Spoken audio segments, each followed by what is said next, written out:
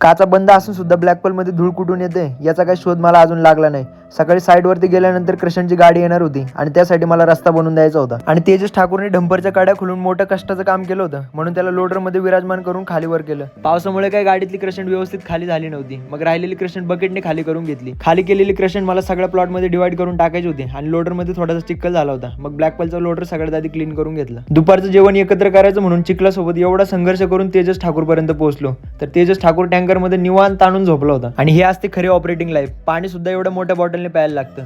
दुसऱ्या साईडवरती पोहोचलो आणि सगळ्या माणसांसोबत एकत्र जेवण केलं. आणि ह्या प्राण्याला दुपारनंतर थंडी वाजायला लागली म्हणून याची शेकोटी करायची तयारी चालू होती. आणि एवढ्या मेहनतीनंतर तेजस ठाकूरने शेकोटी तर पेटवली होती.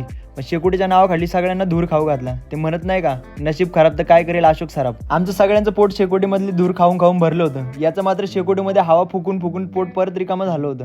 म्हणून याला घरी येताना थोडासा चहा पाजून पोटात भर पाडली. आणि काय माझं नशीब म्हणावं, घरी